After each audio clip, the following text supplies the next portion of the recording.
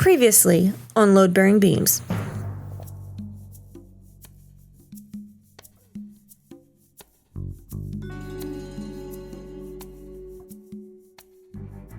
So I mentioned that something that I love about these mummy movies is how they just take these real things from history or from mythology, like Imhotep. I'm sorry. I know this is like rock hard boner topic for you, but exactly.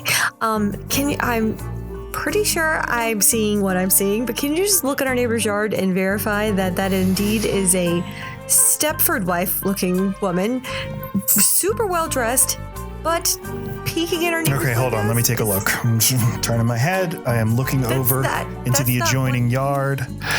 I've never seen her before. I'll tell you, she looks very respectable, like a very upstanding member of society, but what is she doing there? Okay, wait, she's going out of the back.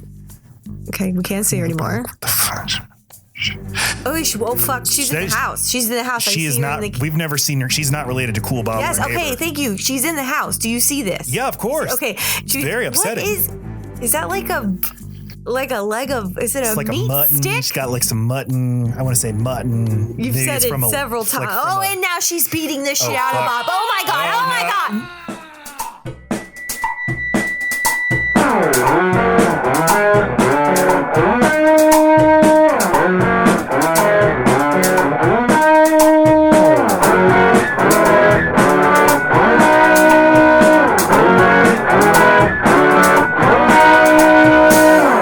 Welcome to Load-Bearing Beams. Welcome. This is the podcast hosted by Matt Stokes, that's me, and Laci Roth, that's me. Yes, and we take you to the movies. Matt and Laci take you to the movies. Every week, we talk about a movie. And here's some more details about that. Take it away, Laci. Yes, okay. Load-Bearing Beam is a movie from your past that you have not seen in a long time, but it holds a special place in your heart in that without really thinking about it, even though you have not evaluated it since you were a grown-up, smart person. If someone were to mention it, you'd be like, because you like it so much. And if you stumble upon someone who has not seen said movie, you make a big old stink and fuss and aren't you the stupidest person ever? How'd you miss it? And you insist they watch it because why would you have such a spark in your heart if it weren't just the best? So quite often we watch it and we find out, nope, these are just member berries, little nostalgia bits. You remember the quotes, you remember the highs, and you have no real objective judgment. You often say that we'll review a movie of yours. Mm-hmm. We'll talk about it, and you'll have the utmost clarity about it. Yes, wow. I completely understand that I was Now I mistaken. See how terrible Hocus Pocus is. Right. I focus on the terribleness of Hocus Pocus. But we're sitting here right now, a year removed from me reviewing that movie with you, and I would tell you it's good, even though I know I did not like it when we did the podcast. But in my head, it's just delightful Bette Midler and Sarah Jessica Parker running amok, and I forget how slow and dull everything between. Anyway, that is the point. A load-bearing beam, you just don't really have a choice. You can't remove it. It just is, and you're gonna default back to the good, solid movie there. Even if you watch it again now and realize it sucks. If you're me, anyway. If you're Matt. Well, you're like a TV show that always like snaps back to its status quo. Right. Somehow. Right. Homer never actually never stays in the job that he leaves the power plant for. Exactly. And I'm the opposite. I enjoy not liking things that I liked as a kid. Last week when we talked about The Mummy Returns, that might have been the first time where I was like, this bad movie that I liked when I was young is good. Where you just really enjoyed the things that make it a not great. No, it's not like this movie's so bad it's good. I thought no, good. not that. But it just had tropes you love. Yeah. Apparently, there's a collection of bad things movies do that you love. Yeah, we all are. We're all just. The algorithms have us totally figured out. Oh God! So the movie we're talking about is called Serial Mom, and I was looking up on I went to Amazon to look for it on Prime Video so we could rent it.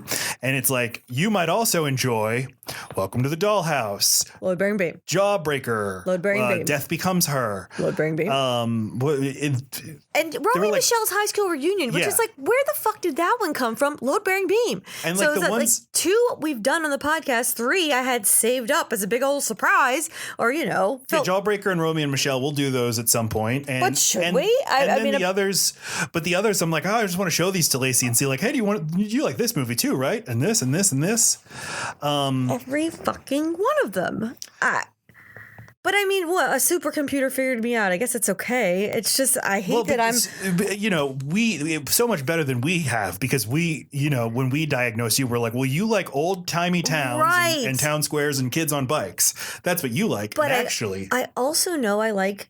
And I've said this about all those movies. I like eye candy. I like things that I can chew up with my eyeballs. And I would say that about Jawbreaker. I'd say that about this movie. What do you mean There's just by something so visually stimulating about Death Becomes Her, Jawbreaker, Welcome to the Dollhouse. I like all the scenes. Like, I don't know what they're doing right, but there's something so like... it's either cheerfully colored or just... I can't figure it out. But Romy and Michelle, I absolutely just love watching everything that they wear, say, do, the way they walk, the way they talk. Same thing about Clueless. Same thing about Jawbreaker. Same thing about this movie. Just well-dressed people in nice houses? Well, the nice houses it does seem to be key. But yeah, I have no idea. But there's some part of their connection that we weren't picking up on before. But if all these movies are connected in some kind of way. But when you find that out, you're not like in despair, like the computers are taking over the world. You seem almost happy about it. Like, oh, that's like, nice that they know me so well. God, what else did I must have missed out on something. I'm going to go see that you'd also like, because they are correct. I would also like that. So the point in our in technology and our lives where computers just know what you're going to do before you do it and start making your decisions for you, you welcome that. You're like, because I would too. Like, just tell me what I'm going to do, and I'll do it. You're about to have an important decision come up. Don't worry, you make the right choice. Or just tell me what to eat. You know what I'll like. Yeah, I have. We've been dieting lately, and this is new for us. You have just kind of let me take over with what you'll be eating if we're like eating at home. Sure, you've always let me choose that, but deciding what you eat when we eat something special, you never. Yeah, I've outsourced it to you. I've said, just order something healthy for me. I don't give a shit. Right. You don't get jazzed about the healthy options, obviously, so you don't need to like devour the But that's always what I've wanted out of food. I have always said, if I could just take a pill that would make me full and give me the nutrition I need, I would happily exchange that for eating actual food. That's interesting, because I would do that with sleep. That would be great if you didn't have to sleep. Yeah. But then I feel like how does that bored. Work? Well, a pill. Yeah, but so you don't have to go. So during your 8 hours where you would be sleeping, I could do a whole other bunch. We could make twice the money. I've always said I need another me. I would have it. Okay, I see. Yeah, and when I would fantasize about time travel, that's almost always what I ended up using it for. Is I will sleep and then go back in time, so I'll be sleeping at the same time that I'm doing other stuff. Well, it's because I would always the alarm clock rings at 6 o'clock and you're like, God damn it, I wish I could travel back in time to 11 o'clock at night so I could sleep more. Or what a sad use of time travel. Or it's the same thing as yours, though. Like, I will have gotten the sleep and gotten to do things instead of sleeping. But I will have never actually slept. I want the pill to make it to where it releases like hormones and stuff that make my body think I slept. That would be great. You know those people It also sounds lonely now that I think about it. We'd be together.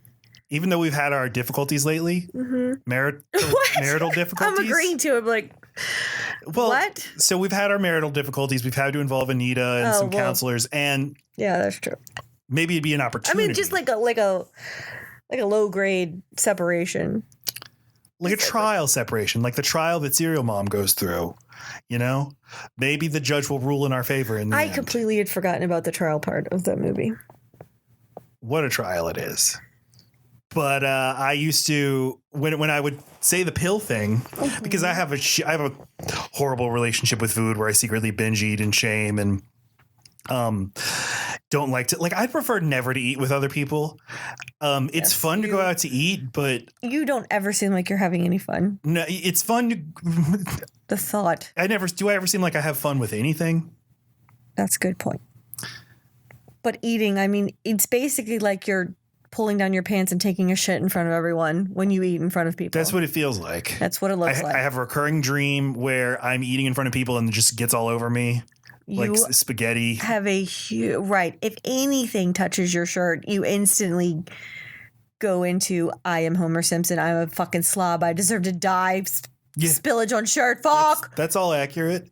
Well, if I had the pill, I could avoid all that. By now, you'd keep a shirt in your car since you're so upset by it. Yeah, but I'm a fucking idiot, I guess. Well, you just like to feel like a fucking slob walking around. So because you're that's how suggesting you really I then stand up from the table, go to the parking lot, and come back with a new shirt on? And that wouldn't be embarrassing?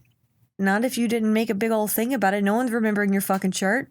That's the cool thing about men's clothes. You can get away with that typically. I'm going to remember this. This is a good idea. Yeah. Okay. So I would happily accept the pill because then I wouldn't have to eat in front of anybody. I wouldn't have to think at all about planning out my meals. Of course, then, I would just go on epic drug like benders except food, like just injecting cookies directly into my veins. Wait, why? Because you're getting but that you're not then getting the indulgent, morphine release of eating things you're not supposed to eat. Or your relationship with food is fucked. Yeah, I know. Okay, because it's not things you're not supposed to eat. That's like the wrong way to think about it. Don't make me get all noom on you right now. Yeah, please. They're not even sponsoring this podcast. So some people say, what are we talking about? You know what I love is when people say, hey, some people eat to live. I live to eat. Because people are so clever. And another thing that's clever is the movie Serial Mom. There we go. Yes. Transition. Serial Mom is a 1994 movie directed by John Waters, and it stars Kathleen Turner, Sam Waterston, Ricky Lake, Matthew Lillard as a delightful little family. They really are. They really are. Now, this is a big cinematic blind spot for me. I have never seen a John Waters movie. I assumed I would not like him because I don't like camp. But this is camp in all the best ways. This is... Is this camp? It's very low grade. I struggle to understand what camp is. I just know that I don't like it when I see it. Well, it's self-aware more than other things. It's crass just for the sake of it. It's kind of shocking. It's kind of gross. There, like, people in it do trashy things, and there's usually like costumes involved. So that's what's different here. Like, there's not as much. Like, there's no drag queen or trailer trash person or... Bette Midler's not there. I don't think she does camp. Oh, she absolutely does camp. Watch, I will Google the word camp. Dude, just read to me some camp titles. Camp Nowhere. That's not what I mean. It's a place with temporary accommodations of huts, tents, or other structures. Okay. Try again. So it's an aesthetic style and sensibility that regards something as appealing because of its bad taste and ironic value. There. Which is why this is totally a camp movie. In bad taste. That's the particularly perfect way associated to put it. with John Waters, including Pink Flamingos, Hairspray, and Polyester. Right. Drag queens. To see? Drag queens, white trash, just like, what's the word I'm looking for here? Crude language. Like, welcome to the Dollhouse. That's camp, I guess. Valley of the Dolls, Mommy Dearest, Showgirls. Showgirls is camp? Fuck, I am a camp. A camp queen. I'm a camp queen. Oh, but I like a lot of this stuff. Okay, I guess I was misinformed. I think I was just thinking of Tim Burton. You were which is not camp at all. So I'm an idiot. No, Tim Burton sucks because he's so sincere about it. That's why John Waters is great because it's all a joke. I might be confusing camp with kitsch. Tim Burton is kitsch. I don't think so. I think camp and kitsch are the same thing. Are camp and kitsch the same thing? Yeah, no. Tim Burton is like a surrealist, like whimsical, whatever. However, kitsch specifically refers to the work itself, whereas camp is a mode of performance. Oh. A person may consume kitsch intentionally or unintentionally. So camp is a style, kitsch is the thing itself. Art are other objects that, generally speaking, appeal to popular rather than high art tastes. Some objects are then appreciated in a knowingly ironic or humorous way, even if that wasn't necessarily That's what I said, right? No, but it seems like it's the opposite. You can't intend to create kitsch. It has to be something that you only see at a remove as being bad. Oh, I thought we were still talking about camp. Well, I wanted to like tease out for the audience because I don't have a great track record of liking Laci's movies, and she doesn't have a great track record of liking my movies. True. But this was a fucking masterpiece. I love when I help you discover something that you would not have otherwise. And it was like seeing something and being like, this is what I want out of art. The tone from beginning to end, almost end. There's some things I don't like at the end, but. Right.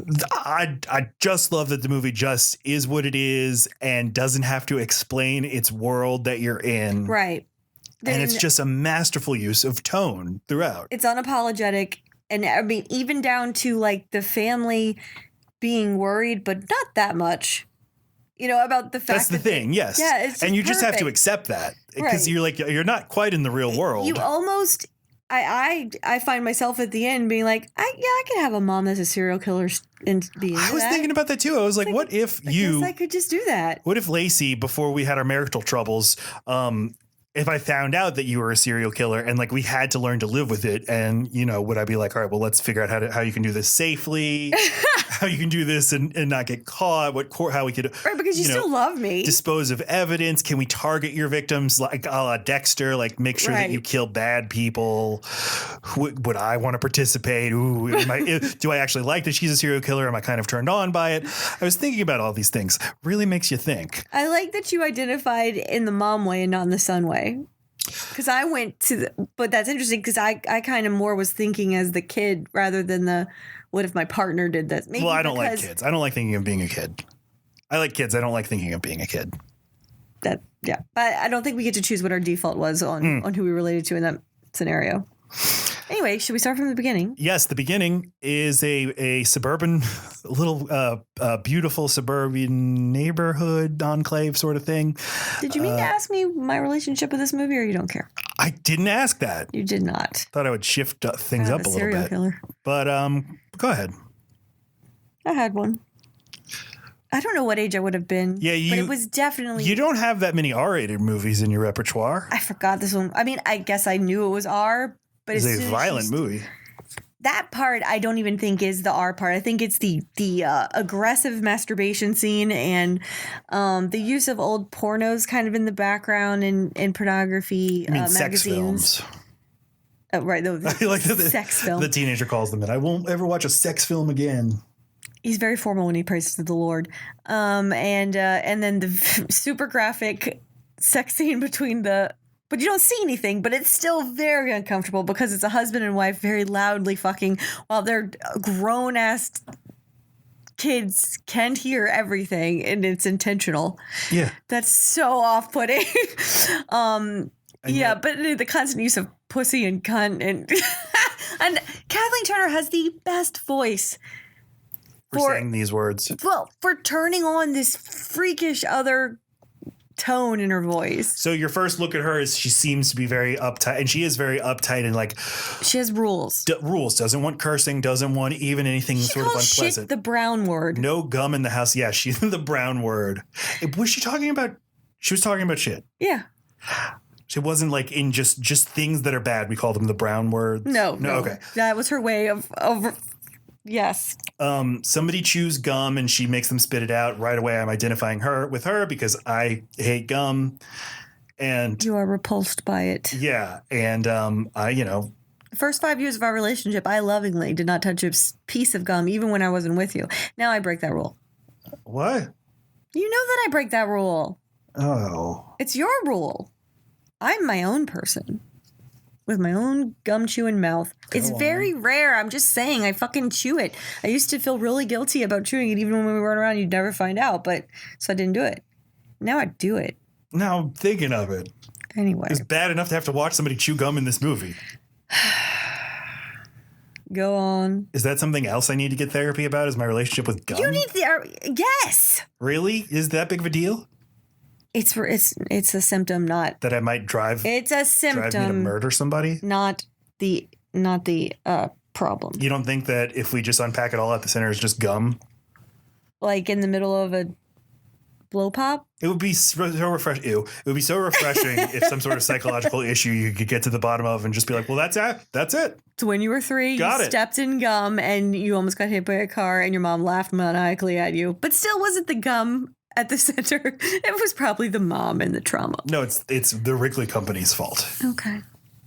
Big gum. She is an uptight Kathleen Turner who plays Beverly. Beverly. Yes. Bev is very high-strung. Well, not high-strung. She's just very invested in propriety. Yes, her There's a very reason. conservative but elegant long dresses. I don't think she's ever not in a dress or a skirt. Mm-hmm. Her hair is impeccable. Her kids, who are probably too old to be in that house, are having a very wholesome breakfast. They then are, but she they're sees a not fly. wholesome kids. No, they're not. You could which tell is right nice. away that she's kind of out on her own the way that she is. Ricky Lake is the daughter, 18 or 19 years old and horny AF. Oh, yes. And Matthew Lillard is the son, who looks like he's 27 years old. But he's still in high school. And he's obsessed with snuff films. Not No. He's obsessed with horror, but like really gory horror. And he works at a video store. Which is and awesome. we'll talk about the video store for 20 minutes later. But the breakfast, she's like talking about how upset she is that people in the world use bad language. And then she swats a fly and you just get the bloodiest shot of the fly carcass. And it doesn't just bother the audience because you're tuned into her obsession with this fly. All of a sudden, you can tell right away she's an obsessive kind of person. Once she gets something in her head, she has to follow through with whatever she decides needs to happen. And she's a ruminator. Like if she had not killed that fly, she'd been mad at that fly all day looking for it. Like once if you do an injustice to her, it is there for all time. Mm-hmm. You can never repay your debt, and we'll get to that. But so you're as the audience, you realize you're way more in tune with this fly because you're her. But then you realize after she kills it so satisfyingly with all the blood, everyone at the breakfast table is grossed out and put off, and like she's being weird again. But It's the first indication that something's up with this movie, because up until then, when you see the flies, you see fly blood. Up until then, you're just like, this is a cheesy little like Leave It to Beaver-esque sort. I mean, if you didn't know who John Waters was, I guess. Right. I mean, if you didn't know anything about the movie, that's the first tell. But you said the rest of the family's a little put off by this, or just, oh, that's weird. I noticed that keeps happening throughout the movie. I don't know if I've seen a movie, or at least where I noticed how often a character would leave the scene and then the character left on camera would react like with an eye roll or confusion to what the person had just said, even if when they were interacting with the person, they acted like they totally got it. Well, okay, but it's so true to life, because I think we've all been around someone who's so intense in their manipulation of the room, where you know that they want a very specific reaction and comment back, or no comment at all, or not of agreement, and no other reaction is worth the trouble it would cause to give her something different. Mm-hmm. So it's like you have to do all of your regrouping when she's not looking. And I think that part of it is like this. If this movie's about it, if this movie's about anything, I think it's sort of the artifice of polite society. Mm-hmm. How we're all sort of just buying in. You know, Donnie Darko would love to say that we're all just buying into this bullshit. Yeah. 2 back-to-back movies with very similar at the table scenes and like realistic interactions with their parents. Yeah. And fighting with their sibling. Well, the fighting's almost over the top for me in both cases, but you nerd, you twat. It's like, this is like, fuck. I like when teenagers in movies get to curse at each other and their parents are like, hey, but they get over it right away. Right. It's not the thing. I really loved this family. Like, I could watch a whole movie with these actors and these characters. If you remove the murder and everything, I think I would still like them a lot. I don't know. I like their dynamic. I think all 4 of these performances are really good and really dialed into the tone of the movie. Yes. And you get how sort of checked out Sam Waterston is, but also he still kind of thinks his wife is hot at certain times. But he's totally into whatever it is she's putting off. But I think they were all into it. I think they all liked whatever weird edge that they knew their mom had because it was so well covered up with everything else. Yeah. And maybe if you are a Kathleen Turner type who's like just the epitome of a sexy woman in the 80s. What? If Kathleen Turner, the actress, who, in like Body Heat or whatever in the early 80s is a sex symbol, and now this is 15 years later, and maybe the character, maybe there's supposed to be some of that there too. Right. I used to run this room. I didn't have to worry about being appropriate. I was a sex fucking kitten, and I can still control the room this way too. Just do it in a different way with my overpowering personality. So she starts killing people. But that's what I was going to say. It's like, it's interesting because we catch this character as she's come to a head. This has always been what was bubbling underneath her intense grudges and her obsessions and her need to really control her appearance and the appearance of her family and all this, because she was oppressing this need to kill. And so we pop in just as she's starting to just embrace that. And I was going to ask, do you think that this is literally the first time she's ever killed? We're not coming in the middle of it? Yes, because she's not any good at covering it up. She doesn't even try. It's broad daylight. She'll lie if she needs to otherwise, but she's got such a compartmentalization about it. She's almost not even lying. She resets. Yeah. It's why it's so comfortable to watch her. Because she's not uncomfortable by what she's doing at all. There's no remorse. And she's not uncomfortable at all in completely making the other person think they're crazy for even asking. Which is hilarious every time it happens. And just very satisfying to watch it anytime that happens in a movie. But she is one thing. I did notice the detail that she is a little disgusted by blood and stuff. Like, she kills and then she's like, ugh. Yeah, she's gross. Disgusted by mess. Again, controlling that outside presence. I mean, she doesn't even like to say the brown word. So she doesn't like filth. I feel like there was definitely a movie, or I never watched Dexter. Was Dexter like OCD and germophobic? I can't remember the germophobic part, but the thing that was like so awesome to watch about is the impeccable way he would not let a single bit of evidence get anywhere it didn't need to. The tarping, the cleanup process, and the preparation process was always like, oh, that's satisfying. Yeah, that's the satisfying thing about Breaking Bad too, and Better Call Saul is just seeing a plan where they think of things that you never would have thought of. But what that sure, but Dexter's a much different in that it's all about the. His OCD, those characters were an OCD, and the ones you just said, they just were smart. Where this is an OCD character doing something that he wants to leave a trail for, and it feels a bit different. I feel like there's got to be a movie about a germophobic serial killer who's disgusted by. Is that a monk? Okay, no, he was a detective. Okay, and he was OCD. She. There's all kinds of nice little touches, too, where she goes and stabs. So she watches a gore portion of a movie with her son where she says, rewind it, I want to see the part where they take out her heart. And then the next scene is her at the flea market, I think. Or it might not be, but it's soon. And she kills that kid with a fire poker and accidentally pulls out. It's a man. A man. And accidentally pulls out his spleen. And then she's shaking it off like, ow. The most. And then the next person to walk in the bathroom is a man holding a shish kebab who's eating like beef on a stick. Yeah, there's a lot of little jokes. And he's like, oh. I don't know. I just there's a lot of, like, oh, I could just kill him. Like, sort of echoes of killing everywhere. The scene where you see the old people eating the chicken and how violently they're eating chicken. I mean, that's the other. Suburbia is inherently built on violence. Like, we're all just like American fucking animals. This is kind of like Us, the movie Us, the same thing. Like everything here is just built on murder and plunder and killing indigenous people and people of color.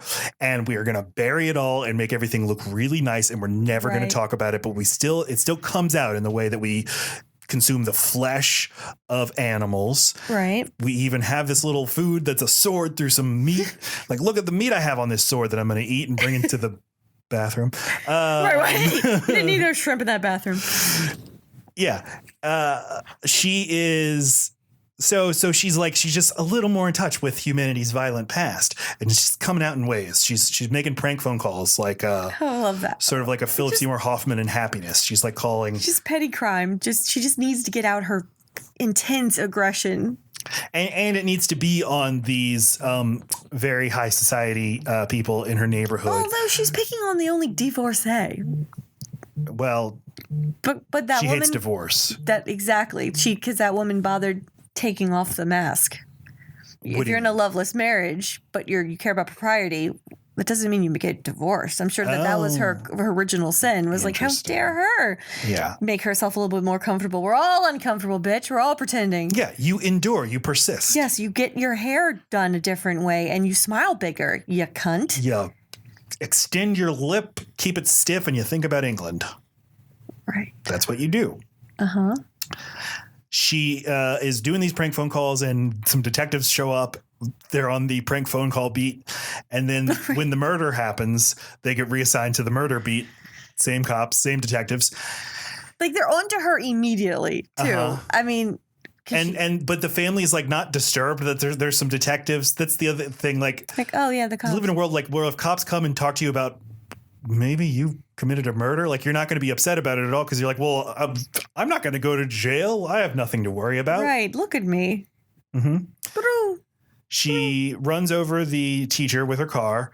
The teacher is being Who is it? This is the first time I've watched the movie and bought into what he said, because I remember being just like pissed at him because he starts off the parent-teacher conference so positive, but he was so negative to the woman that leaves her parent-teacher conference right before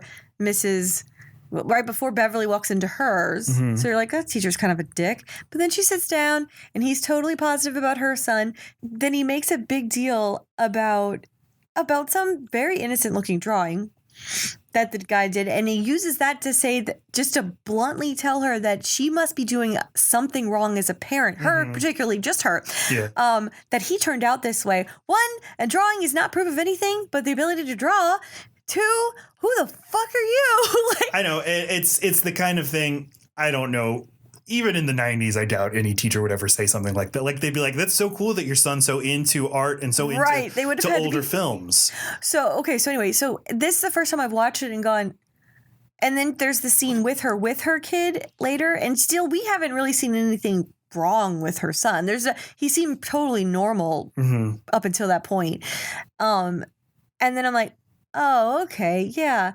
So her stuff that she's been keeping under the surface has been bubbling up and making her kids both kind of weird in different ways. One of them being totally sex obsessed, but can't seem to get a boyfriend even with that.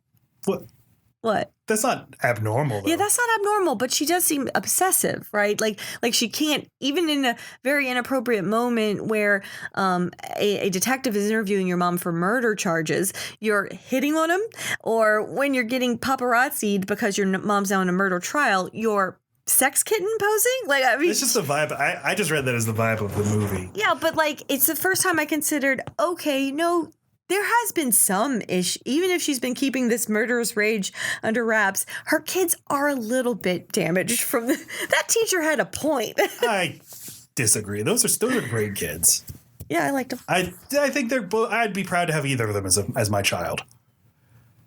Agreed. He gets to work at that video. He seems to be the manager of the video store. Gets to work at that. Let's talk about this video store. Okay, please. We're some fucking millennials in our 30s who love our, all the shit from our childhood, like video stores and CD listening stations at the Barnes and Noble.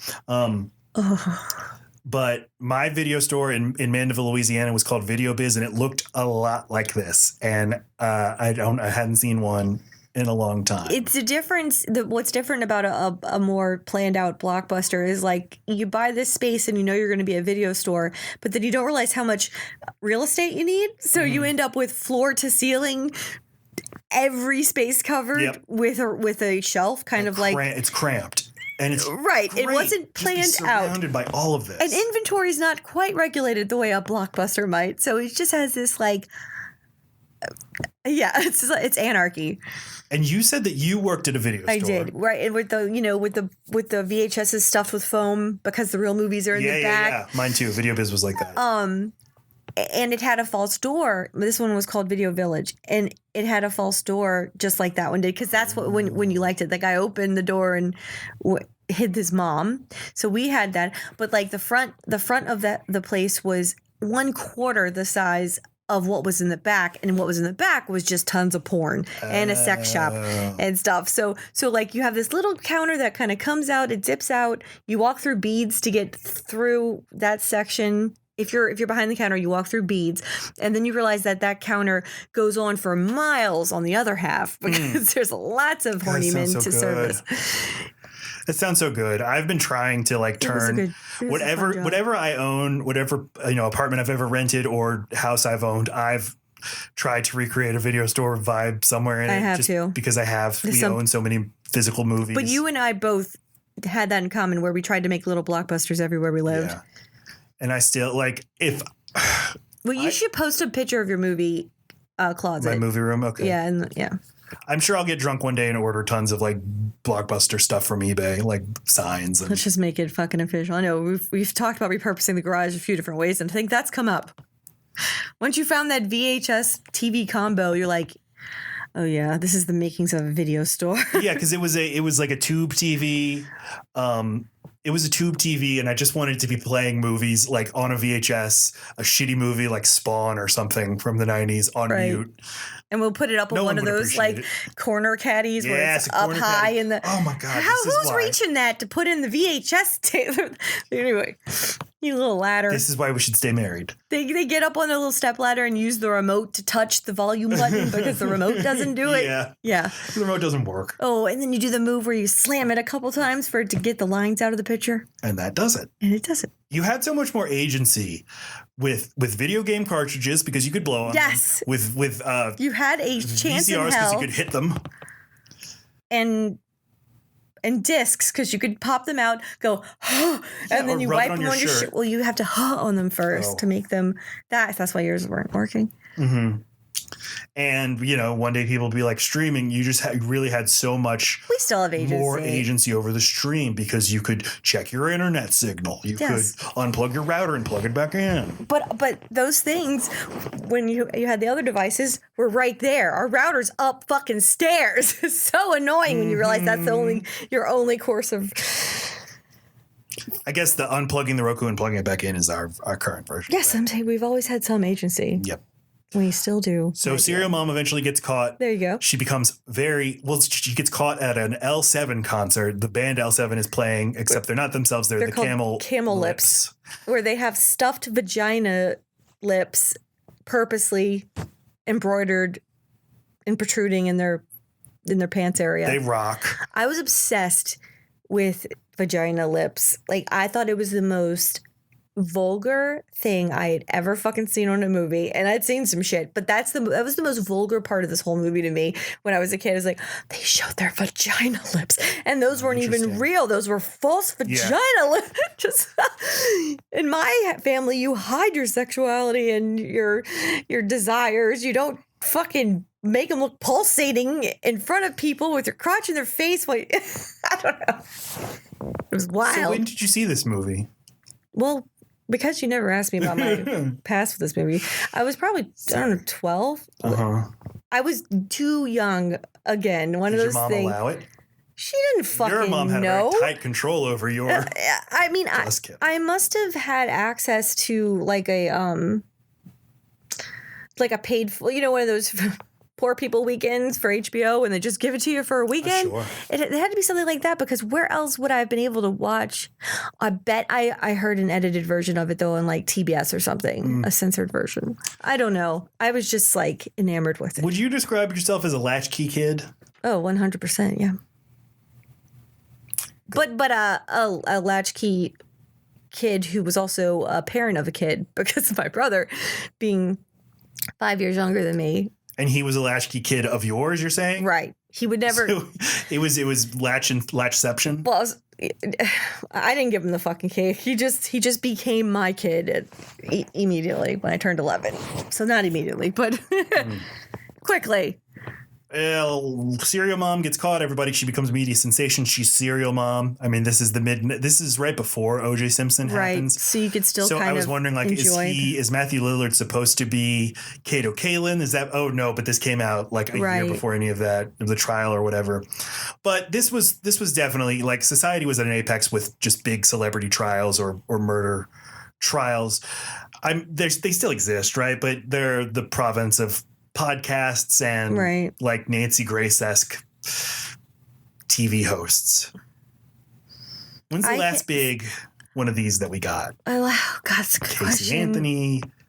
I feel like we've, as a society, moved on to bigger fish to fry. But I mean, having the president that we do, I don't know if that's when, like, I feel like sensational news stories just don't exist anymore. I think you just answered it. We have it. It's every day. That's what I'm saying. I don't think there's room in our brains for like some sort of sexy mom drowned a kid story. Like it's like, okay, but there's true chat. And I also think since Black Lives Matter started too, like the fact that we ever cared so much about a few white kids, so much that Jean Benet was on every fucking magazine for years and years. It's like, okay, no black child has ever been featured or cared about like that. So I truly think it's after we got our priorities straight a little bit.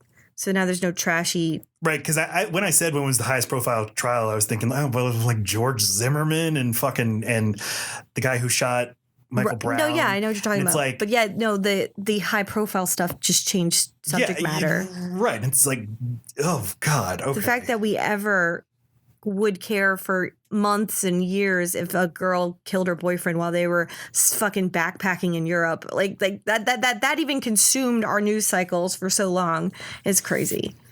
So she's at the trial and she is a pro se litigant. She's representing herself. Which you think it's going to go like so nuts because she's already very much obsessed about this juror number 2's use of white shoes after Labor Day. Huh? Juror number 8. Did they say juror number 8? Yeah, because juror number 8 is played by Patty Hearst, the heiress who was kidnapped by the Symbionese Liberation Army in the 70s and has a cameo in this movie as juror number 8. Which is pretty funny. Right, because juror numbers start from the back and work their way front. Okay, whatever.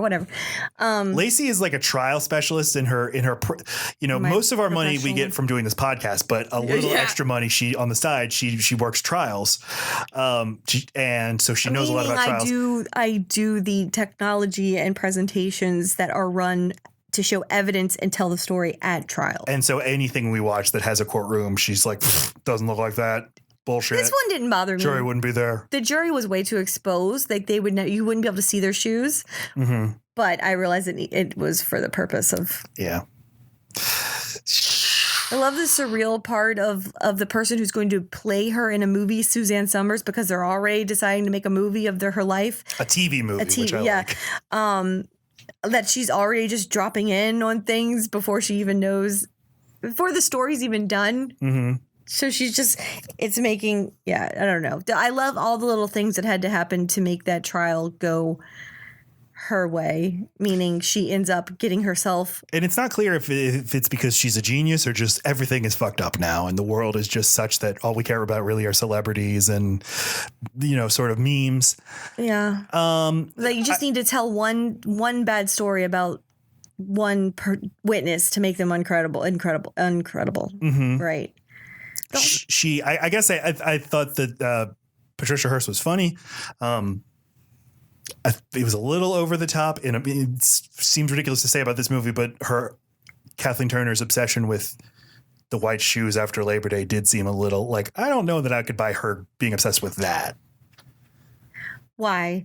Why be obsessed with that? But I mean, with gum or with someone not recycling, or I guess I felt like the others were more personal slights at her, or at least she could experience them as personal slights against her.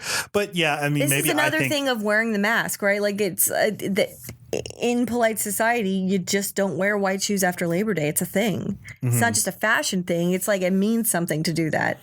I don't remember what, but. if she's going to do her hair like that every single morning, that woman doesn't need to own 3 different pairs of white shoes. That's why they made it a point for each pair to look very different. So you knew she didn't just have one pair of shoes, one pair of heels. She deliberately put on 3 different white pairs of heels. It's once again me not noticing costuming. Right. But that was a choice. Because you needed to make sure you weren't hating with her a person who didn't have options. I love that, the kids are now transformed by fame, and Matthew Lillard is like a power player in Hollywood now. Right. It's great. They're like, the mom is innocent, and she just, the jury declares her not guilty. She turns around and looks at her husband. I'm coming home. And they're like, fuck. And they have like, they immediately have like a huddle, like, okay, so no one piss her off. But then she can't even get through the hall without killing again. So, I guess they got out of that one. This was a great movie. I loved it. I'm so happy that we watched this movie. I really loved it. I want to watch more John Waters movies. I almost didn't suggest it. What a fucking win for me. Win for you. Vindicated. You're like Peter Parker at the end of Spider-Man 2. You're vindicated. Every time I say vindicated, you then tell me that. Everybody listening to us, please subscribe to our podcast. Go to loadbearingbeams.com/subscribe if you don't know how to do that. Like you're listening, just go review it. Yeah, give us a review. Follow us on Twitter, Loadbearing Pod, Facebook, Instagram, message us. YouTube. Let us know you're there. I'm at Matt Stokes 9 on Twitter. Laci is not on Twitter. So great, we brought it up. You should be on Twitter. You could set up an if this, then that to just sort of repost whatever you post on Instagram or whatever. What are you saying? And nothing. Okay. Thanks, everybody. Okay. I love you. Bye. 3, 4.